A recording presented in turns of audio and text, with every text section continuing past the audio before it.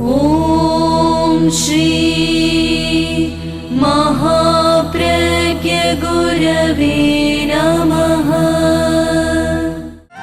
जय महाप्रज्ञ का जाप करो, जय महाप्रज्ञ का जाप करो, जय महाप्रज्ञ का जाप करो। भव भव का अघ संताप हरो, भव भव का अघ संताप हरो। जय महाप्रज्ञ का जाप करो, जय महाप्रज्ञ का जाप करो।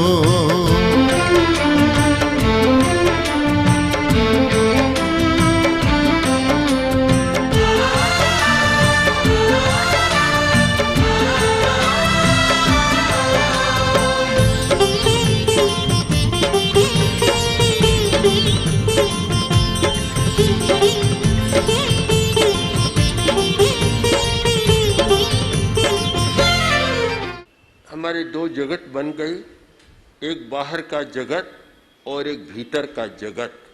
भीतर का जगत अध्यात्म है। आदमी फैलता है, ये सारा फैलाव सारा बाहर में है। जो 3 डायमेंशन का सिद्धांत आया, 3 आयामों में आदमी बाहर फैलता है, फैलने का सिद्धांत है। चौथा जो डायमेंशन है, चौथा आयाम, वह भीतर का आयाम होता है। तो बाहर में तो फैलना है और भीतर में संकुचित होना है। दो विपरीत दिशाएं, एक फैलाव की दिशा और एक संकोच की दिशा। संकोच और विकोच ये दोनों आत्मा के साथ जुड़े हुए हैं। इसका उमास्वाती ने, सिद्धसेन गणी ने, आदि आचार्यों ने काफी विस्तार से प्रतिपादन किया है। संकोच और विस्तार, आत्मा का संकोच भी होता है और आत्मा का विस्तार भी होता है। तो बाहर की ओर हमारा विस्तार एक पदार्थ का जगत, भौतिक जगत, पौद्गलिक जगत हो गया। और भीतर की ओर जाना, बाहर से भीतर की ओर या भीतर में रहना, हमारा अध्यात्म का जगत है। भीतर जाना, इसका प्रयोग हम इसलिए करते हैं कि जब चेतना बाहर चली जाती है तब भीतर जाने की बात आती है। अन्यथा चेतना तो भीतर ही है, अध्यात्म तो स्वाभाविक है। हमारी चेतना भीतर रहती है, इसलिए भीतर जाने की कोई बात ही नहीं आती, किंतु वह विस्तार के साथ बाहर चली जाती है। इसलिए भीतर जाने की बात भी प्रासंगिक बन जाती है। तो बाहर क्या जाता है? सूत्र कृतांग सूत्र में एक बहुत सुंदर निर्देश मिलता है। साहरे हथ पाए ये मणं सब्बिंदियाणी ये।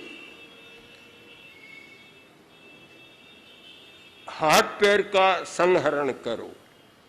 हाथ बाहर जा रहा है, उसका संहरण करो, खींच लो, भीतर ले आओ।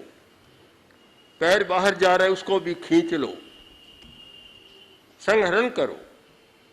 मन बाहर जा रहा है, उसको भी खींचो। और इंद्रियां बाहर जा रही है, उनको भी खींचो। बस इतना एक जगत आ गया हमारा कि हाथ, पैर, मन, इंद्रियां, इनका बाहर जाना, यह पौद्गलिक जगत या भौतिक जगत से संपर्क, पदार्थ जगत से संपर्क, और इनका फिर भीतर आना, इनको खींच लेना, लगाम को खींच लेना, हमारा अध्यात्म का जगत। हाथ का संयम बहुत महत्वपूर्ण बात है। हाथ का संयम, हाथ बड़ा महत्वपूर्ण होता है। और हाथ की अंगुलियां भी बड़ी महत्वपूर्ण होती है। और हाथ में कितने रहस्य छिपे हैं। हाथ की एक प्रकार की मुद्रा आपको बाहर की दुनिया में ले जाती है और हाथ की दूसरे प्रकार की मुद्रा फिर आपको भीतर ले आती है। एक बड़ा रहस्यपूर्ण है हमारा हाथ, हमारी अंगुलियां। अंगुलियों के अपने अपने काम हैं। 5 अंगुलियां, 10 अंगुलियां, 10 के अपने काम हैं और इनके माध्यम से ही हमारी प्राण धाराएं भीतर प्रवहमान है। 5 अंगुलियां बनी, यह अनावश्यक रचना नहीं है। हमारी 5 प्राण और 5 प्राणों के प्रवाह एक एक अंगुली से जुड़ा हुआ है। इसीलिए स्वर शास्त्र में या तत्व विद्या में 5 अंगुलियों के साथ ये जुड़ा हुआ है। ये पृथ्वी तत्व की अंगुली, जल तत्व की अंगुली, अग्नि तत्व की अंगुली, वायु तत्व की अंगुली, आकाश तत्व की अंगुली। 5 प्राणधारा के साथ 5 बातें जुड़ी हुई है। अपना बहुत महत्व है। व्यावहारिक जगत में भी इनका महत्व है और ध्यान की साधना, अध्यात्म की साधना करे, उससे हाथ को जानना, हाथ का संयम करना और अंगुलियों को जानना, उनका संयम करना बड़ा महत्व का है। व्यवहार में भी अंगुलियों का अलग अलग उपयोग है। एक महिला की अंगुली कट गई किसी दुर्घटना में, कोर्ट में केस कर दिया और जिसके द्वारा वह अंगुली कटी थी उस पर 10,000 रुपये का जुर्माना जो केस कर दिया। उस जमाने में 10,000 बहुत था। तो जब न्यायाधीश के सामने प्रस्तुत हुए तब न्यायाधीश ने कहा कि बहन, तुम्हारी ये अंगुली कटी है, इतनी सी, इतने में तुमने 10,000 का केस कर दिया इस पर। बोली, जज साहब आपको पता क्या मेरा कितना नुकसान हुआ है? इसी अंगुली से तो मैं अपने पति को नचाती थी और वह मेरी अंगुली कट गई। व्यावहारिक प्रयोग में भी अंगुलियों का अपना महत्व होता है कि किस अंगुली के द्वारा क्या काम होता है। तर्जनी के द्वारा, तर्जनी नामी है, दूसरे को नचाने के लिए इसका बड़ा उपयोग है, दूसरे को चलाने में इसका बड़ा उपयोग होता है। हाथ का संयम, जो व्यक्ति हाथ का संहरण करना जानता है, हाथ का कभी दुरुपयोग नहीं करता, हाथ का सम्यक उपयोग करता है और यह समझकर करता है कि हाथ मेरे पास एक बहुत बड़ी संपत्ति है, निधि है और इसके द्वारा मैं बहुत कुछ कर सकता हूं। शिष्य आता है और गुरु सिर पर हाथ नहीं रखता, उसी क्षण शिष्य उदास हो जाता है। एक घटना है हमारे संघ की कि मुनि मोजीराम जी आए और आचार्य भारमल जी ने उनके सिर पर हाथ नहीं रखा। तो तत्काल बोले, गुरुदेव मेरा क्या अपराध हुआ जो आप मेरे सिर पर हाथ नहीं रख रहे हैं? तो हाथ को वरद माना जाता, वरद, वर देने वाला कितना पवित्र होता है। इसलिए कि हाथ का संयम करो, संघरे हथ पाए। पैर का संयम करो। पैर भी बहुत महत्वपूर्ण है। पैर को लोग छोटा मानते हैं, किंतु सारे शरीर का रहस्य तो पैर में छिपा हुआ है, हमारे पद तल में छिपा हुआ है। आज के सारे जो एक्यूप्रेशर का प्रयोग करने वाले सबसे पहले पैर को ही देखते हैं कि पैर में आंख भी है, कान भी है, हृदय भी है, किडनी भी है और भी सब कुछ पैर में है। तो पैर का अपना बड़ा महत्व है और इसीलिए चरण पादुका का बड़ा महत्व रहा।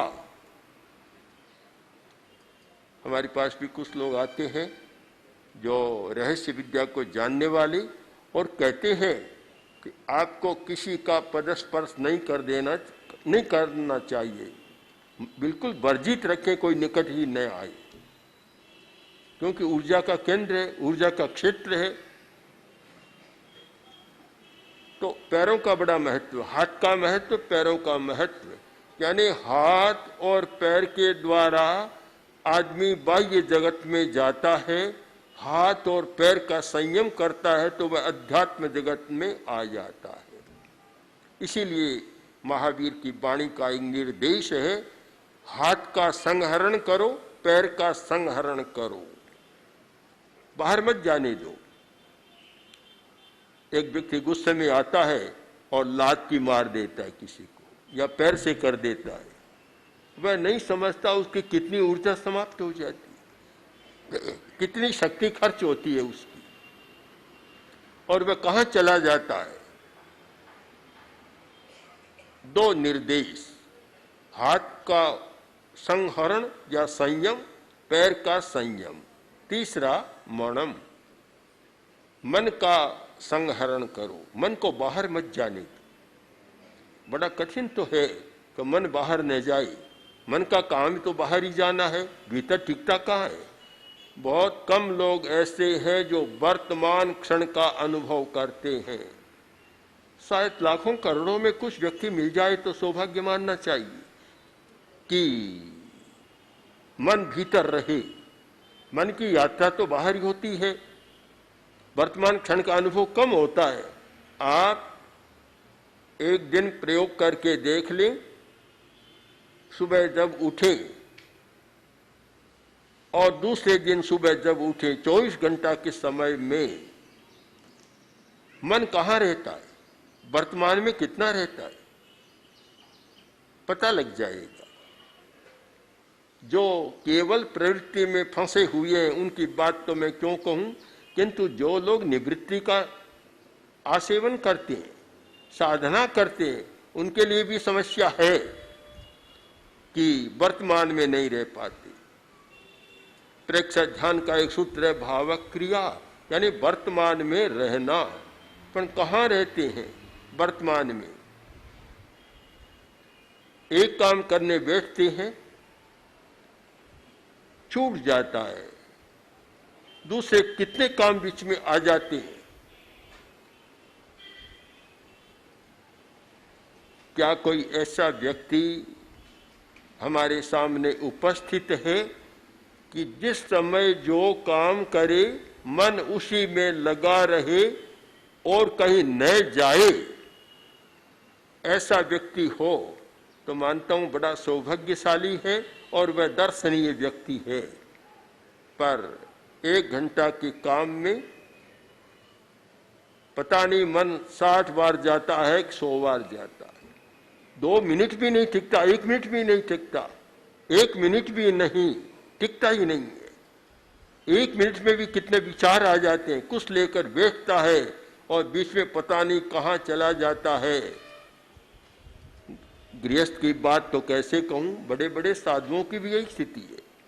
प्रसन्न चंद्र राजर्षि ध्यान की मुद्रा में खड़े थे और एक शब्द कान में आया, बड़े कायोत्सर की मुद्रा में इतने बढ़िया ध्यान कर रहे थे, किंतु एक शब्द बाहर का आया, कान में पड़ा और कहाँ चले गए? युद्ध समरांगण में चले गए। पेड़ के नीचे खड़े हैं, ध्यान की मुद्रा है, पर मन से समरांगण में चले गए, लड़ाई शुरू कर दी, युद्ध शुरू कर दिया, शत्रुओं को मारना शुरू कर दिया और संकल्प कर लिया कि सब शत्रुओं को नष्ट कर दूंगा। जब बड़े बड़े साधकों की यह स्थिति बनती है, हम साधारण आदमी की क्या बात करें? बहुत कठिन है।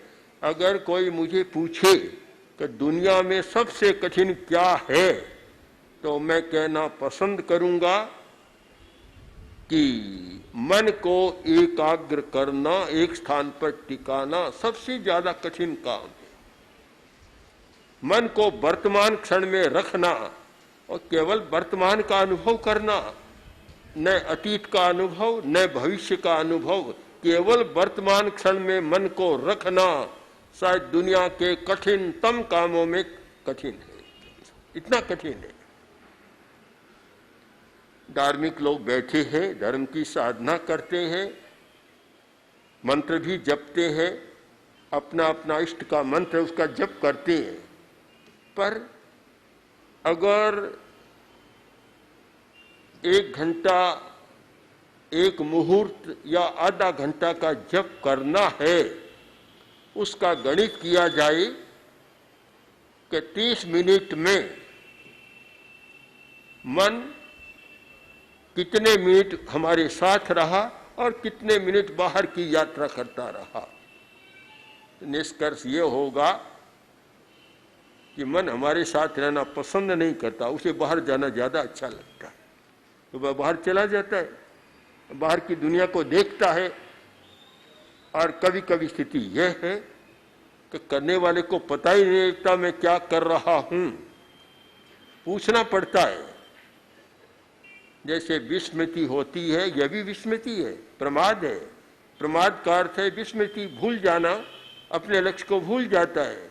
और कभी कभी पूछना पड़ता है, जैसे भुलक्कड़ आदमी को पूछना पड़ता है कि क्या हुआ, मैंने रोटी खाई या नहीं खाई, मुनीम जी रोटी खाई या नहीं, कि शेठ साहब 2 घंटा पहले आपने रोटी खा ली थी, अच्छा अच्छा ठीक बात है, पूछना पड़ता है। एक आदमी मर गया, लोग इकट्ठे हुए, और जब लोग इकट्ठे होते हैं तो चर्चा शुरू हो जाती है। चर्चा शुरू हो गई तो किसी ने कहा भी क्या हुआ, कोई बीमारी हुई, क्या हुआ, कैसे मरा। एक आदमी उनका परिचित था, बोला भी कोई बीमारी तो नहीं थी, पर वह बड़ा भुलक्कड़ था, ऐसा लगता है एक सांस लेना भूल गया और मर गया, बस, और कोई लंबी चौड़ी बात नहीं है। आदमी भूल जाता है। सतत स्मृति, निरंतर स्मृति रखना, उसको चाहे भावक क्रिया कहें चाहे वर्तमान क्षण का अनुभव, सतत स्मृति यानी स्मृति की धारा टूटे नहीं, बूंद बूंद न बने एक धार बन जाए, स्मृति का धागा टूटे नहीं, लगातार चलता रहे। यह सतत स्मृति यानी जो हमारी स्मृति है उसको हम कंटिन्यू कर सके, कंटिन्यूटी, बीच में टूटे नहीं, विचलित न हो। यह स्थिति जब मन की बनती है उसका नाम है मन का संहरण, और उसके द्वारा हम अध्यात्म में चले जाते। सब्बिंद्रियाणि, पहला हमारा हाथ, दूसरा हमारा पैर, तीसरा मन, और चौथे में 5 इंद्रियां। बस बाह्य जगत से संपर्क करने के सारे साधन है। 5 इंद्रियां जिनका शब्द रूप रस गंध और स्पर्शात्मक जगत के साथ संपर्क स्थापित होता है। आदमी शब्द को सुनता है, प्रभावित हो जाता है, रूप को देखता है, प्रभावित हो जाता है, अच्छे को देखता है तो राग पैदा हो जाता है, बुरे को देखता है तो द्वेष पैदा हो जाता है। शब्द अच्छा सुनता है तो राजी हो जाता है, अप्रिय सुनता है तो नाराज हो जाता है। गंध का भी यही है, रस का भी है। अच्छा भोजन करता है, बहुत खुश हो जाता है कि आज तो एक कहावत सी चल पड़ी, आज तो इतना बढ़िया भोजन किया कि राजा भोज बन गया। अरे राजा भोज बनने में बहुत समय लगेगा तुम्हें, पर अपने आप को इतना मान लेता है। रस भी प्रभावित करता है और बहुत ज्यादा प्रभावित करता है। ये भोजन का तो बड़ा टेढ़ा काम है। और स्पर्शन, त्वचा, स्पर्श, ये 5 इंद्रियां हम सबको मिलाएं, 5 इंद्रियां, मन 6, हाथ 7 और पैर 8, ये हमारी 8 हो गई। इनमें कुछ ज्ञानेन्द्रियां हैं, 5 ज्ञानेन्द्रियां हैं, और हाथ पैर कर्मेंद्रियां हैं। वैशेषिक दर्शन में 5 कर्मेंद्रियां भी मानी है, तो ये 5 कर्म में 2 कर्मेंद्रियां हैं। इनके द्वारा आदमी बाहर की दुनिया में जा सकता है, बाह्य की दुनिया जिसको चाहे भौतिक दुनिया को कुछ भी कहो वहां चला जाता है। और इनका संहरण करो, वापस खींच लो, घोड़े की लगाम को खींचो, परिसंहारी प्रतिसंहरण करो या प्रतिसंलीनता करो। जैन भाषा का शब्द है प्रतिसंलीनता, जो 12 निर्जरा के वेदों में एक प्रकार है। अनशन, ऊनोदरी, भिक्षाचरी, रस परित्याग, काय क्लेश, 5वां प्रतिसंलीनता। और महर्षि पतंजलि के योग सूत्र में इसका नाम है प्रत्याहार। प्रत्याहार आसन, प्राणायाम, यम नियम, आसन, प्राणायाम और प्रत्याहार, 5 प्रत्याहार। वहां भी 5वां है ये प्रत्याहार, यानी वापस खींचो। अगर हम धर्म के मर्म को समझना चाहें, आध्यात्मिक चेतना का जागरण करना चाहें, तो हमें लगाम को खींचना पड़ेगा, बार बार खींचना पड़ेगा। लगाम हाथ में रहेगी। जिस व्यक्ति के हाथ में लगाम रहती है वह आध्यात्मिक चेतना का जागरण कर सकता है, और जिसके हाथ में लगाम नहीं है वह नहीं कर सकता। एक कहानी चलती है कि किसी बादशाह को मंत्रियों ने कहा, महाराज एक अजूबा आया है। उस प्रदेश में हाथी नहीं होता था, हाथी कोई ले गया कि अजूबा आया है और इतना बड़ा एक जानवर है, उसकी सवारी करना भी बड़ा महत्व का होता है, आप भी सवारी करें। राजा ने मंत्रियों की बात मान ली, सवारी की सारी तैयारी कर ली और राजा आ गया। देखा डील जोल का बहुत बड़ा हाथी है, अच्छा लगा। और उस पर फिर अंबा बाड़ी, उस पर चढ़ना एक ऐसा लगता है जैसे पहाड़ की सवारी कर रहा। राजा ने सवारी की तैयारी की और जब चढ़ने की बात आई तो राजा ने कहा, इसकी लगाम कहाँ है? तो बोले, महाराज इसके लगाम नहीं होती। तब बोला, जिसकी लगाम मेरे हाथ में नहीं है उसकी सवारी भी मैं नहीं करता। आदमी तो करता है, लगाम हाथ में नहीं है मन की, फिर भी मन की बहुत सवारी करता है। लगाम हाथ में नहीं है। लगाम का मतलब प्रत्याहार, खींचो, खींचते रहो, बाहर तो जाएगा, हाथ भी बाहर जाएगा, पैर भी बाहर जाएगा, मन भी बाहर जाएगा और इंद्रियां भी बाहर जाएंगी, बाहर तो जाएंगे, पर लगाम तुम्हारे हाथ में रहे और बार बार खींचते रहो। इसकी का नाम है साधना। साधना को और मतलब क्या है? साधना का अर्थ यही तो है कि बाहर बाहर मन को खींचते रहो, बाहर जाने से रोकते रहो, इंद्रियों को बाहर जाने से रोकते रहो, अपने भीतर ले जाओ। एक भीतर ले जाने की क्रिया और एक बाहर जाने की क्रिया। जब बाहर जाती है, बाह्य जगत से संपर्क होता है, वहाँ दुख पैदा होता है, समस्याएं पैदा होती है, कठिनाइयाँ पैदा होती है और व्यक्ति अपने आप को भूल जाता है, दुखी बन जाता है। और जब भीतर लाने के भीतर लाओ, भीतर लाओ, जब भीतर लाने की बात होती है सारी स्थितियां बदल जाती है। चेतना में कोई दुख नहीं है, कोई अशांति नहीं है, कोई कठिनाई नहीं है, कुछ भी नहीं है। तो हमारे सामने एक स्थिति स्पष्ट हो गई, एक भौतिक जगत और एक आध्यात्मिक जगत। पदार्थ का जगत भौतिक जगत है, जहाँ शब्दात्मक, रूपात्मक, गंधात्मक, रसात्मक और स्पर्शात्मक पदार्थ हमारे सामने आते हैं। पदार्थ पदार्थ है, हमें कोई कठिनाई नहीं, किंतु उनके साथ जब हमारा मन जुड़ जाता है, हमारी इंद्रियां जुड़ जाती है, तो हम चेतन होते हुए भी अचेतन की स्थिति में चले जाते हैं, मूर्छित हो जाते हैं, मूर्छा पैदा हो जाती है। और इतनी गहरी मूर्छा आदमी को अपना भान ही नहीं रहता, पता ही नहीं रहता कि मैं चेतन हूं या अचेतन। एक आदमी गिर गया था, साथ में मित्र थे, उठा लिया, ले जाने लगे, कंधों पर उठाया हुआ है, ले जा रहे हैं। एक मित्र ने पूछ लिया, भाई बताओ तुम्हारे चोट कहाँ लगी, दर्द कहाँ है? बोल अभी नहीं बताऊंगा, घर पर चलो। क्यों? कि मैं घर में जाऊंगा बैठूंगा, पत्नी आएगी तो पत्नी से पूछूंगा कि मेरे दर्द कहाँ कहाँ, फिर मैं तुमको बताऊंगा। यानी अपनी पहचान भी खो दी, अपना अस्तित्व भी खो दिया। इतनी गहरी मूर्छा कि दूसरों के भरोसे पर ही सारा काम चल रहा है। पर प्रत्यय, स्व प्रत्यय को बिल्कुल समाप्त कर दिया। ये पर प्रत्यय की अवस्था में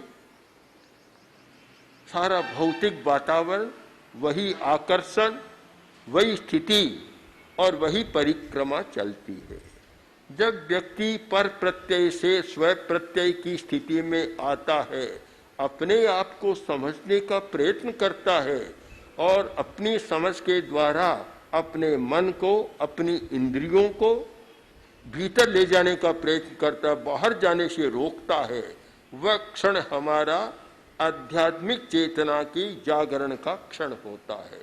तो हम धर्म के द्वारा, योग के द्वारा, अध्यात्म के द्वारा, उसकी साधना के द्वारा ऐसी भूमिका का निर्माण करें कि हम आनंदमय, सदा आनंदमय और सुखमय जीवन जी सकें। ओम आरहम। ओम श्री महाप्रज्ञ गुरवे नमः। ओम श्री महाप्रज्ञ गुरवे नमः। ओम श्री महाप्रज्ञ गुरवे